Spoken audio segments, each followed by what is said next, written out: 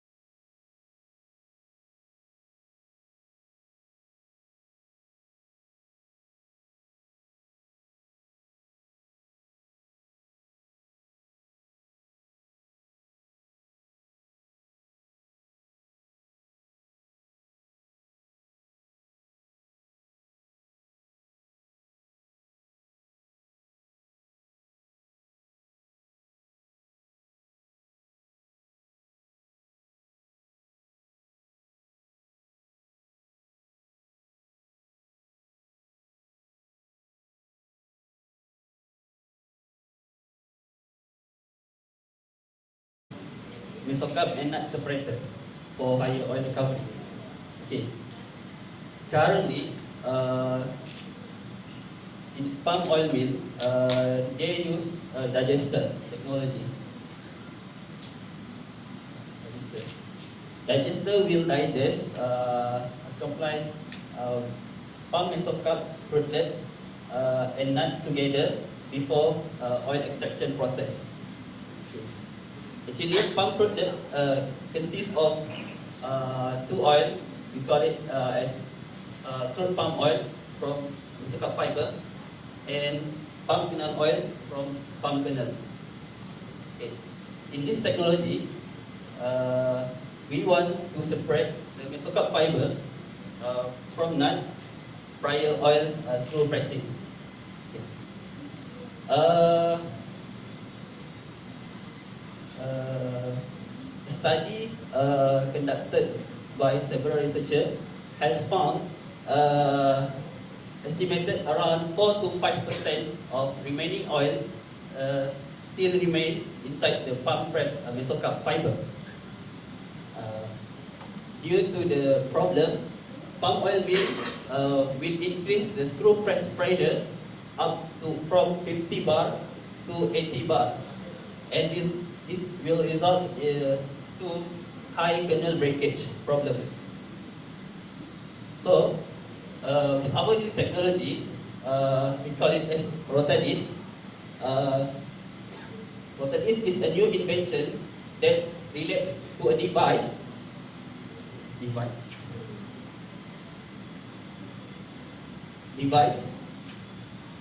separate mesocarp from the nuts by centrifugal rotating this here, and through the nut fruitlets outward the wall, and creating a frictional contact within the surface and resulting in separation of mesocarp from the nuts.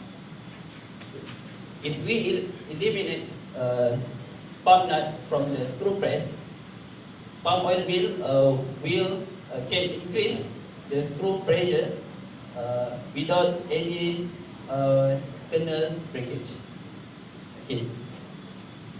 This machine already installed as a pilot plant in my lab, and soon will install at several palm oil mill. Okay. Thank you.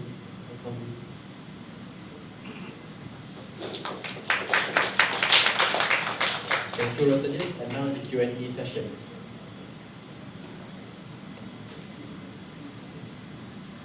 So your Rotadis is basically separate the nuts just to what we call aggressive force, I think. Yeah.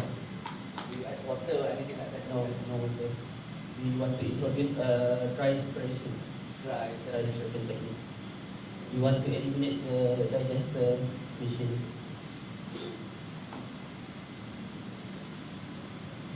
How is the temperature inside? Room temperature. Yeah, inside. Yeah, room temperature. Room temperature? Yeah, no steam added.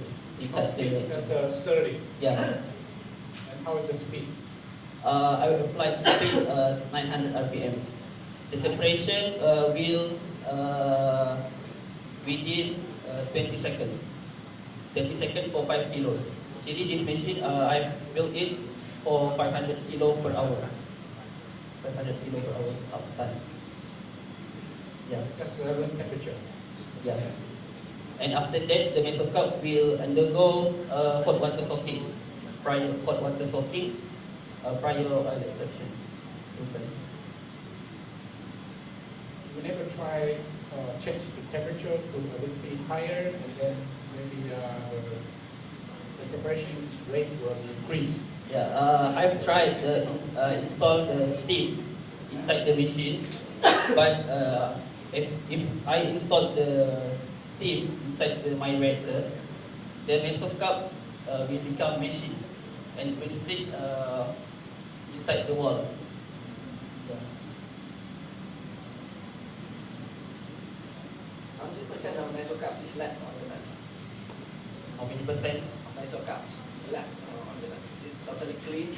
Not totally clean.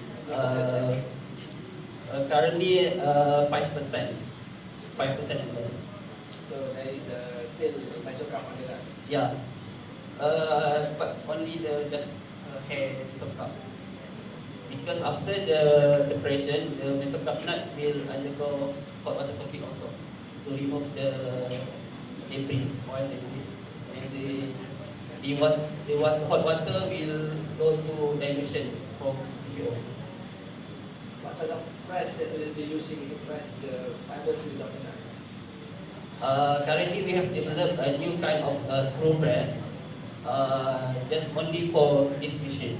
Because conventional screw press will still have losses because palm oil mill needs the nuts to provide extra pressure to the Mesocup for oil delivery.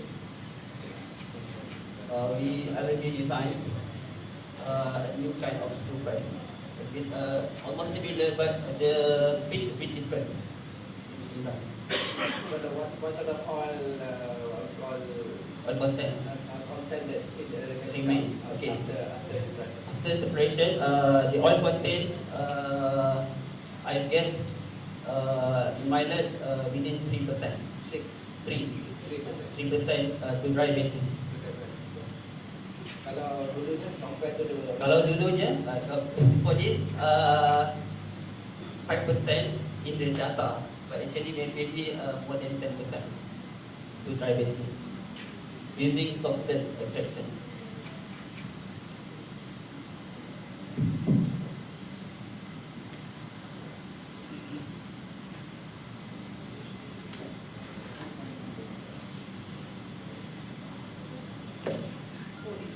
So in your study, the quality of the nut is better.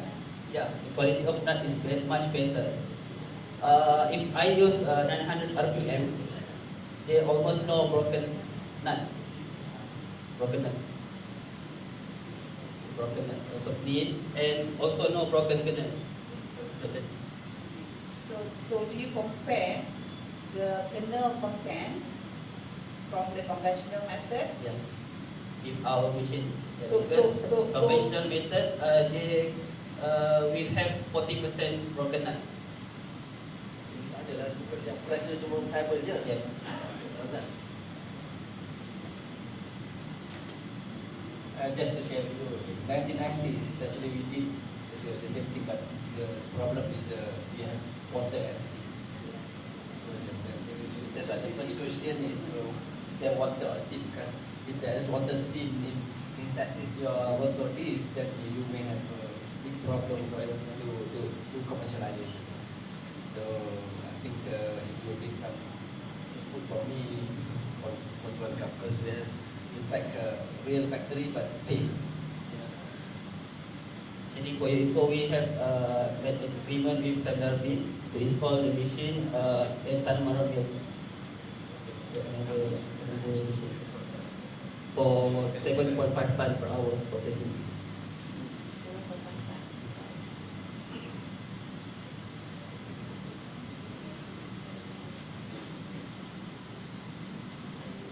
Thank you, Rotalis, for his presentation on palm mesocarp and nut separator for oil recovery enhancement.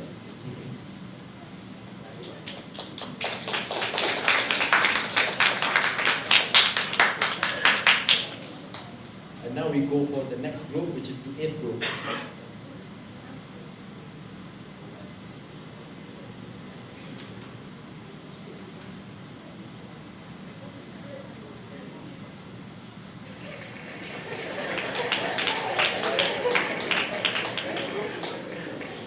The next group we have KK17,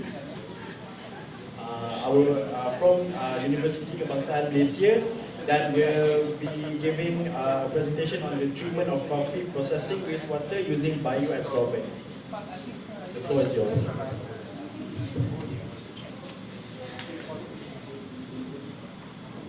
Good afternoon, everyone. I would like to start with a statement. Coffee processing. Do you know that 100 beans of coffee is needed to produce 1 cup of coffee, and 400 million of coffee is produced every year.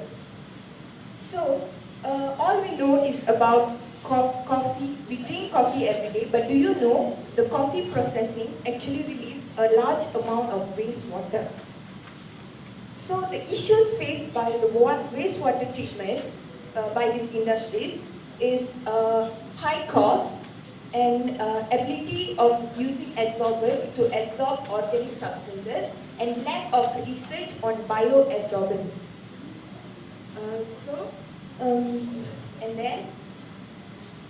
Let me introduce you to the Hulk cycle. So that the cycle there, we call it Hulk cycle. So this is basically a representative of circular economy. So first of all, we harvest. H stands for harvest, where we harvest coffee beans from the tree. And then U stands for usage of the coffee beans in processing. Do you know that developing countries like Vietnam and Thailand produces millions and thousands of coffee per metric ton per year. So then, after U, we have L in HAL, which stands for Lead to Effective Wastewater Treatment. This is where our initiative to apply eco-friendly process comes, where we want to apply bioabsorbents to treat the wastewater, especially the organic content in the wastewater.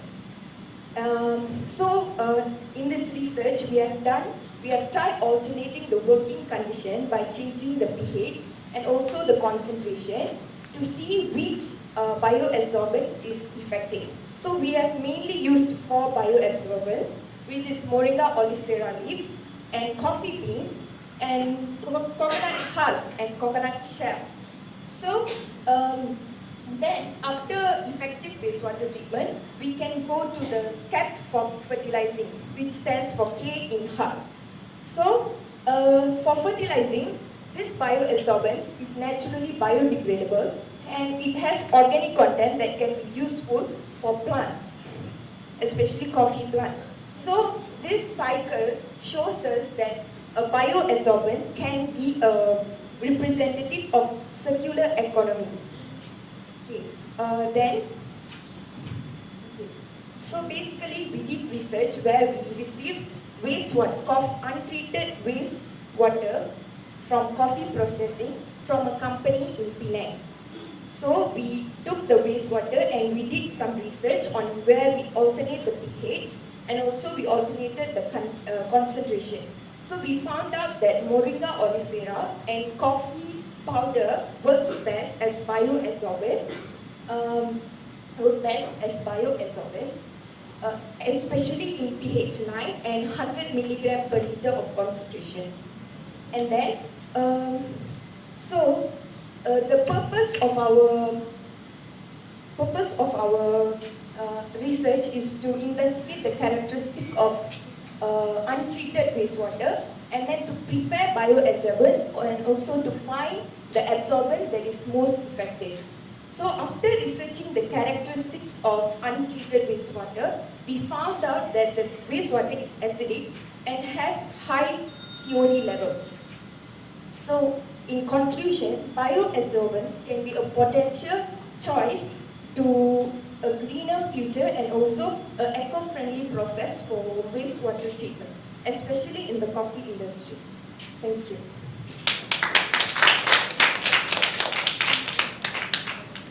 Thank you, KK17. Now we're open for Q&A session. I think you developed about absorbent is a quite good idea for circular economy. But for wastewater treatment, I think you use the solvent just physical absorption. But some of the wastewater inside basically have a chemical inside. You need to convert the chemical to another one. So the solvent is not good enough because it's just physical function, right? No chemical function. How to solve another pollutant or some poison material inside the wastewater? Actually, this process we can apply as part of the wastewater treatment process. actually bioabsorbent can cut down the cost of wastewater by half. So this plays a big role in economy-wise. So, did you have any data to prove that this bioabsorbent is really very effective? Actually, we conducted a research on reduction of COD levels on the wastewater we got from the company. So we found that the reduction level was high, it was above 60%. So that's on laboratory scale data. How is the percentage you can remove the COD? The efficiency of the absorbent.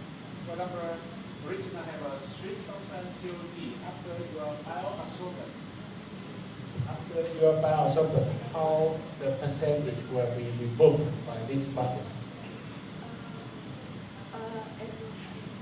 Because you use the bioabsorbent for wastewater treatment, I just assumption. For example, they have 10,000 COD at the beginning, and then through your process, how is the percentage will be removed by this process? 60%, especially for Moringa oleifera, because we use 4 types of bioabsorbents to actually see the difference. So we found that the Moringa oleifera leaves actually can reduce 60% of the COD level.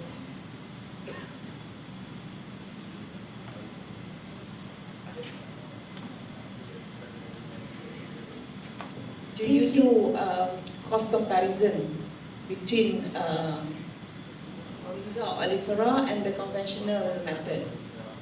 The effectiveness as well as cost comparison. Cost comparison.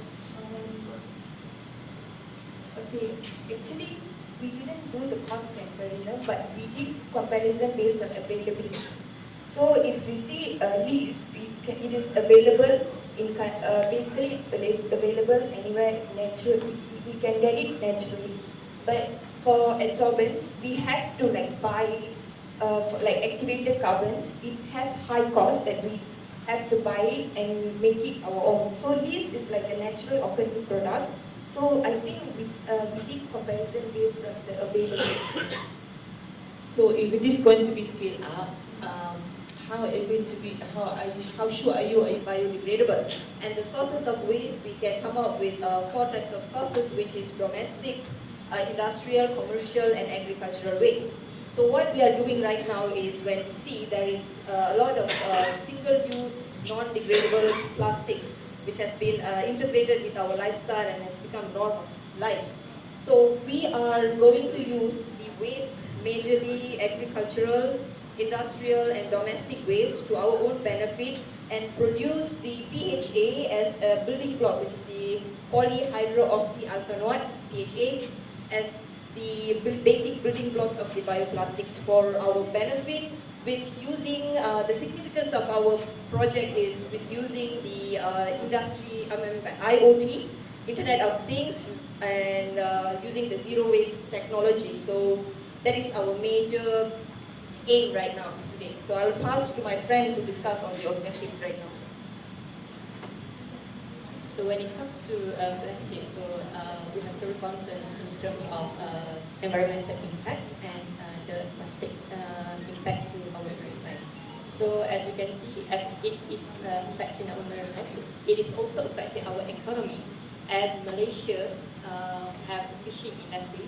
So 1,000 of fishermen depending on marine life for their living. So the first objective is to cover the environmental impact, meaning that we want to reduce the pollution, the plastic pollution, by using PHA as bioplastic, and we want to also save our marine life. And the second objective, we are covering how this project itself can be self-sustainable. So this project is actually important to be ongoing, and it has to be self-sustainable. So how we are going to do this is by using the waste, the food waste, converting into hydrogen, biofuel, and fertilizer. Okay, so the benefit of using PHA as a bioplastic is that the first one, of course, it is biodegradable, and second one is the most important is our PHA is biocompatible. What is biocompatible? It is actually it is safe for human and animal consumption, meaning that the degradable of this PHA will not produce any toxic substances that can harm to our animal and our and human itself. In fact, that PHA is can be used in medical field as a thread for sucker and the plastic for bone transplant or whatever. Okay. Okay. Let's me to explain on the research process. For our project, they are involving two stages of the fermentation. For the first stage, we are involving the anaerobic fermentation to convert the pomade into the volatile fatty acid and also the biohydrogen. And then the volatile fatty acid will be used for the next fermentation, which is aerobic fermentation, to produce the PHA as our main product, the bioplastic. So in our project, in further using the project is we are going to apply the IoT, means to figure out and characterization on the food waste or the pomade for the condition, how is it, and we can do some adjustment on the fermentation condition. Okay, that's all from me. Thank you.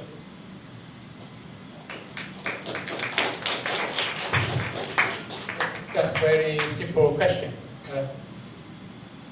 How about how many kilo of the bioplastics per ton of bio waste? Per ton of bio waste, and how many kilo of the bioplastics can produce?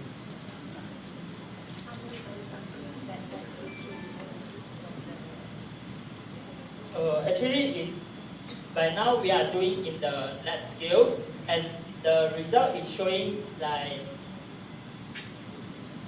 around 5 grams using 1 liter of the pomade. 1 liter of pomade, 5 grams.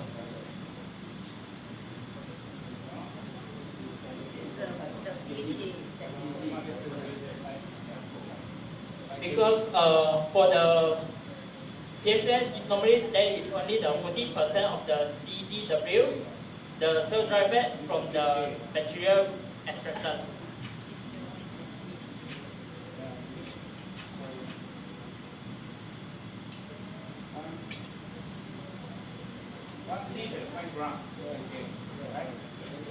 Very high. I already forgot. They are using mixed culture, and the Malaysian bacteria are very high performing. So that's the reason why we are getting 5 grams from 1 kg. Yeah. How many percent is that? Yeah. 5 grams, eh? 5 grams, that's it? 5 grams. 5 grams from 1,000 Around 5 grams because 0.5%. because the production will be very according to a condition of the pomade. But it's very high because that 1 liter is water, you know. 98% is water. Oh, because like around 1 liter. Yeah. You will compare to the dry base, 1 kilo of this kind of biomass, okay? And then how many kilo or how many grams of the use? It's more. This is very high. In one liter, there will be less 30%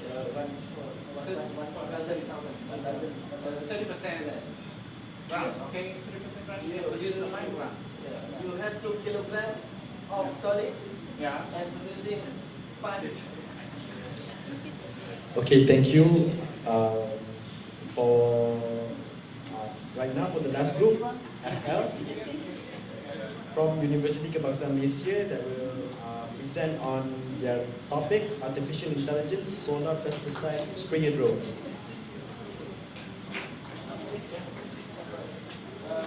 The floor is yours.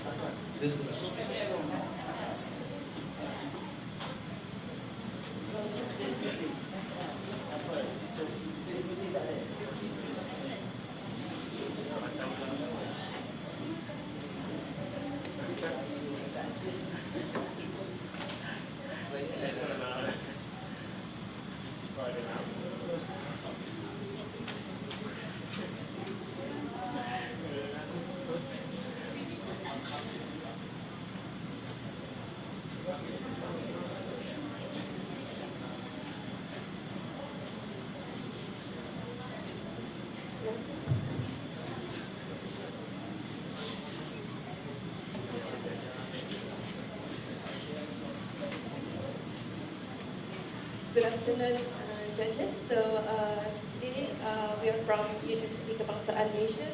My name is Diana Siti Norzalin and this is my teammate Ahmad Faris.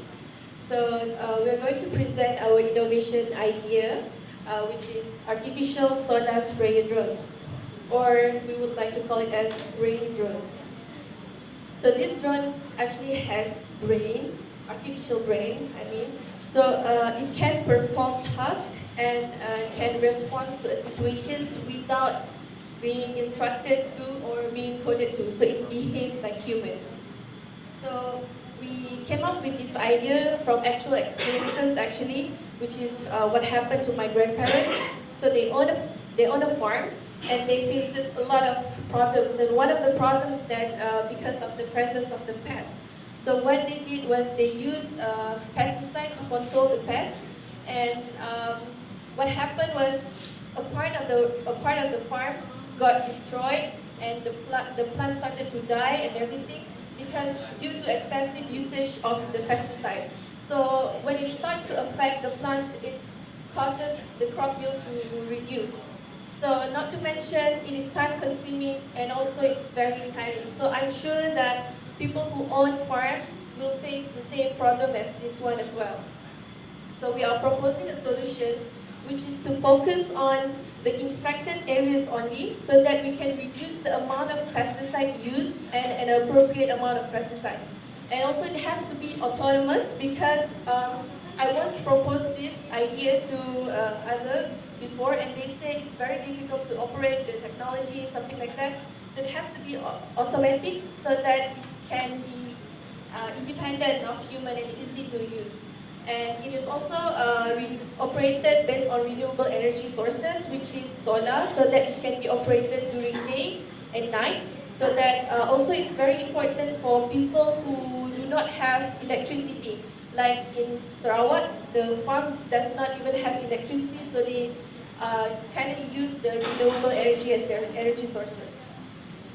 So the innovation idea, the product is that it combines all the features that can provide these solutions, which is by incorporating the artificial intelligence technology into the drones so that the drones can decide what to do on their own. And it has to be fully autonomous because, for example, in our case, after the AI technology detects the pest and then it will automatically spray the pesticide like shown here in this model here, where it automatically releases the pesticide. And then it has to be solar assisted so that it can provide the sustainable energy. And then next, how it works will be explained by my teammate. Team member. So how does the drone work? I'm going to show this video for better illustration purposes. So basically the drone first will go onto the farm and then scan the entire areas of the farm, and then it will detect the pests whether You've got the sensor. the sensor will be incorporated. The sensor is when then you do something. The sensor is a part. Yeah, it's the drone. Yeah, it's a part of the artificial The drone intelligence does technology. it all. Yeah. It's got the drone because it's the area, and then how big the area you can detect. So this is the, let's say this is the farm, right? So this is just invisible. Let's say this is the drone.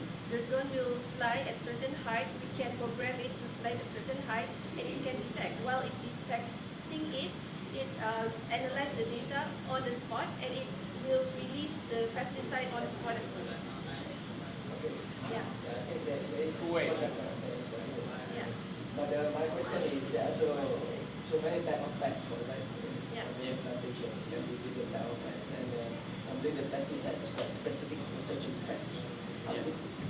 How would you detect which pests, and you use solar power, right? Yeah. And that area, how just wonder how big the solar panel you consider can drive, and So to be honest, for solar assisted drones, it is only suitable for a smaller scale of farm. So they can, based on research that we did here, they do have a solar drone, but it's only suitable for a small scale. But if it's for a bigger scale, then it is mainly battery operated. But this solar assisted, But solar actually, assisted, so not solar operated. yeah. So Okay, maybe solar solar assisted only. Yeah.